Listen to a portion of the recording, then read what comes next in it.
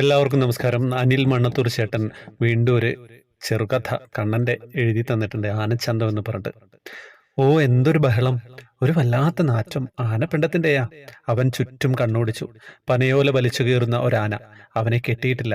ചങ്ങല കാലിലുണ്ട്. അടുത്ത് നിൽക്കുന്ന ആനപ്പാപ്പാന് എന്ത് ഗമയാണ്! നല്ല ഉയരമുള്ള വളഞ്ഞ കൊമ്പുള്ള അവന്റെ അടുത്ത് ചെന്ന് കുട്ടികളെ തൊട്ടു നോക്കുന്നു. പഴം നൽകുന്നു. ഇവർക്കൊന്നും പേടിയില്ലേ? എന്തിനാ പേടിക്കുന്നത്? അവൻ അരിക്കൊമ്പനും ചക്കക്കൊമ്പനും ഒന്നല്ലല്ലോ. അവൻ ഗുരുവായൂരിലെ കണ്ണനല്ലേ? കുറേ നേരം കണ്ണനെ നോക്കി നിന്നെങ്കിലും അവന്റെ അടുത്തേക്ക് പോകാൻ രാമുവിന് ധൈര്യമില്ല. ആളുകളുടെ കൂടെ അവൻ നടചുറ്റാൻ തുടങ്ങി. എന്തു രസമുള്ള കാഴ്ചകളാണ്! തൂണിലൊക്കെ മനോഹരമായ ബിംബങ്ങൾ, എത്രയെത്ര നിലവിളക്കുകൾ! ഉരുളിയിലെ മഞ്ചാടി. തൂണുകൾക്കടിയിലിരുന്ന് പലരും പാരായണം ചെയ്യുന്നു. നല്ല സംഗീതം കേൾക്കുന്നു. ശരിക്കും ഇതല്ലേ യഥാർത്ഥ സ്വർഗം? രാമു ആദ്യമായിട്ടാണ് ഗുരുവായൂരിൽ വരുന്നത്.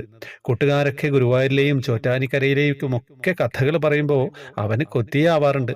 ആട്ടിൻപാൽ വിറ്റ് ജീവിക്കുന്ന അവനും അമ്മയ്ക്കും എങ്ങനെയാ അതൊക്കെ സാധിക്കുക? നമ്മുടെ കണ്ണന്റെ അമ്പലത്തിൽ മാത്രമേ അവൻ ഇതുവരെ പോയിട്ടുള്ളൂ. നാട്ടില് ക്ഷേത്രത്തിനുള്ളിലേക്ക് കയറാൻ നല്ല തിരക്കാണ്. മുന്നിലൂടെ ആളെ കയറ്റുന്നത് കണ്ട് അവൻ അങ്ങോട്ട് ചെന്നു. ഒരു കാവൽക്കാരൻ അവനെ പിടിച്ചു തള്ളി. ഇത് VIP മാർക്കുള്ളതാ. വിഷണ്ണനായി നിന്ന അവനെ വയസ്സായ ഒരാൾ കൈപിടിച്ച് ഉള്ളിലേക്ക് കടത്തി. അതാരാ? അവൻ എത്ര ചിന്തിച്ചിട്ടും പിടികിട്ടിയില്ല. പെട്ടെന്ന് അവൻ ഓർത്തു, അതല്ലേ ടീച്ചർ പറഞ്ഞ പൂന്താനം? ആരോ ആവട്ടെ. അവൻ നല്ലവണ്ണം തൊഴുത് പുറത്തിറങ്ങി. ശേഷം പുറത്തൂടെ ചുറ്റുമ്പോഴാണ് ശീവേലിക്കായി ആനകളെ ഒരുക്കി നിർത്തിയിരിക്കുന്നതായി കണ്ടത്. നേരത്തെ കണ്ട കണ്ണനാന ഓടി രാമുവിന്റെ സമീപത്തെത്തി.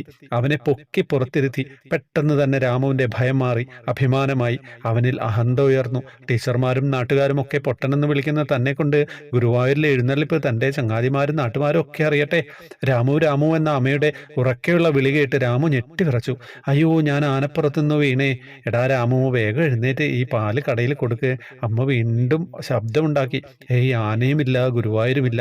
രാമു കണ്ണ് തിരുമ്മി എന്തൊക്കെയോ പെറുപിറുത്ത് പതുക്കെ എഴുന്നേറ്റ് പോയി. സത്യം പറഞ്ഞു കഴിഞ്ഞാല് കണ്ണനെ കാണാൻ യോഗമില്ലെങ്കിൽ കണ്ണൻ നമ്മുടെ അടുത്തേക്ക് വരും. സ്വപ്നത്തിലൊക്കെ ആയാലും അല്ലേ?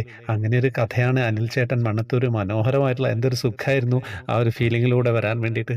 യൂട്യൂബിൽ വന്നു കഴിഞ്ഞാൽ നിങ്ങൾക്ക് യൂട്യൂബിൽ വീഡിയോൻ്റെ മുകളിൽ ഈ ഫോട്ടോ വഴി കൃഷ്ണവിഗ്രഹം വാങ്ങാവുന്നതാണ്. പിന്നെ വാട്സപ്പ് ഗ്രൂപ്പിൽ വരാൻ നമ്പറിൽ വരിക, ജോയിൻ ബട്ടണിലൂടെ വരാം. ഹരേ കൃഷ്ണ.